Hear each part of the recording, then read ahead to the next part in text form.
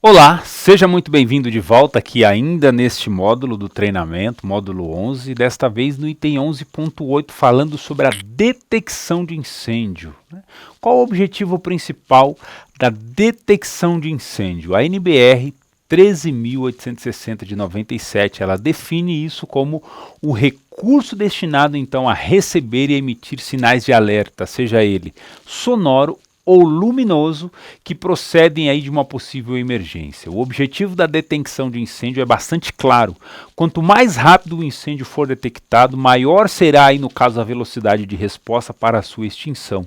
Por isso, podemos afirmar que existem dois tipos de detectores: o sensor humano, que nem sempre poderá ser possível a sua presença aí em todos os locais, e aquele que é o automático, previamente instalado aí com a finalidade de propiciar aí uma descoberta rápida do princípio de incêndio ou para um incidente qualquer, identificado aí através do plano de alarme, e assim desencadear automaticamente o plano de emergência para aquele incidente que foi deflagrado.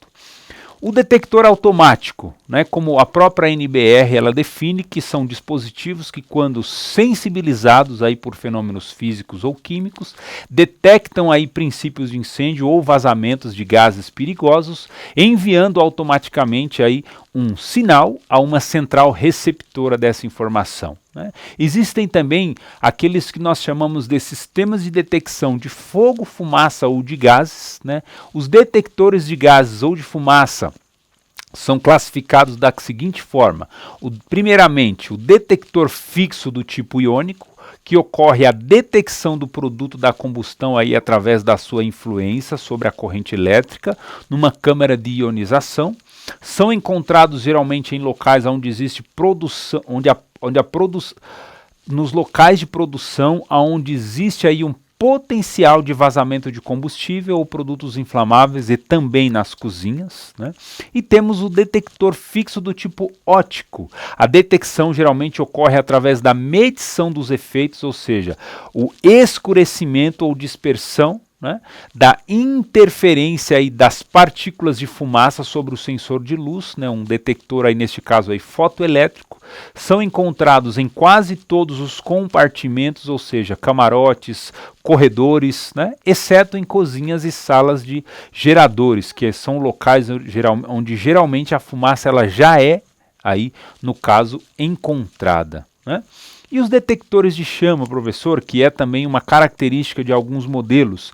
Os detectores de chama, eles captam aí a radiação infravermelha e ultravioleta emitida pela chama, são encontrados geralmente em locais onde exista o risco potencial também de um crescimento rápido de um fogo intenso, determinados aí pela presença de líquidos e gases inflamáveis. Temos também aqueles que nós chamamos de detectores de temperatura, que são utilizados para identificar uma fonte de calor acima do normal na área em que o mesmo foi instalado.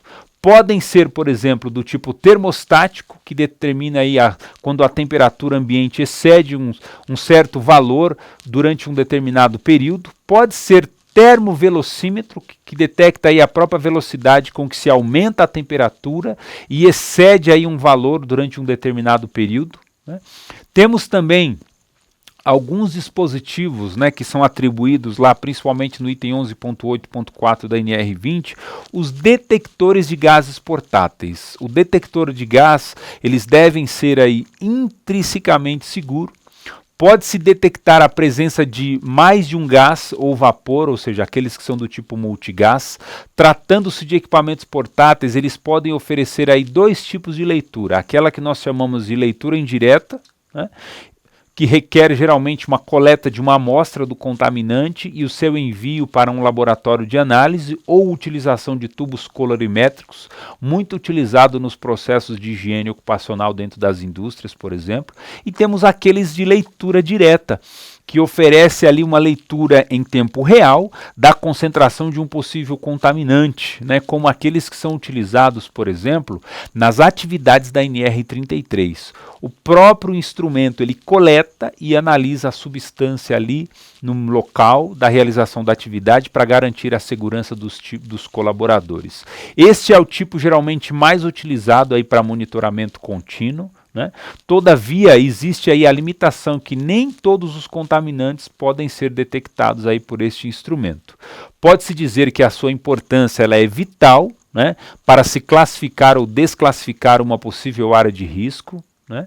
É o instrumento pelo qual indica as características atmosféricas, por exemplo, de um espaço confinado, através de uma leitura direta. Ele sinaliza, inclusive, a necessidade de utilização do EPI a ser utilizado. Ele determina o equipamento a ser utilizado para áreas classificadas, determina também a possibilidade de uso de equipamentos se eles são não certificados, por exemplo, e informa através do seu alarme a presença de algum gás ou vapor aí, ou em concentrações, né? Agora existem também os tipos de alarmes que nós chamamos de alarmes automáticos de incêndio, que são equipamentos instalados em locais com a finalidade de alertar a todos para a deflagração de um estado de emergência. Esses alarmes podem ser tanto sonoros como também visuais, né? Vamos projetar aqui, por exemplo, uma imagem para você ter referência disso que eu estou falando.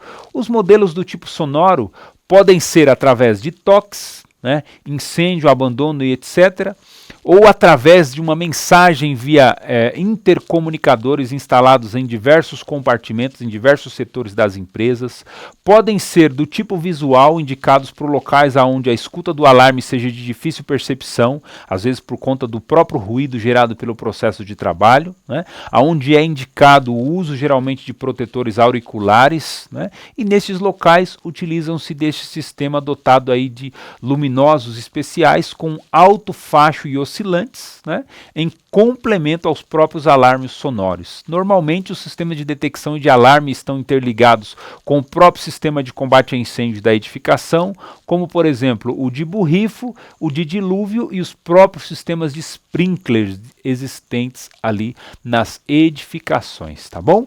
E nós vamos ficando por aqui neste conteúdo e já ainda neste módulo a gente volta falando um pouquinho sobre os equipamentos de combate a incêndio, tá bom?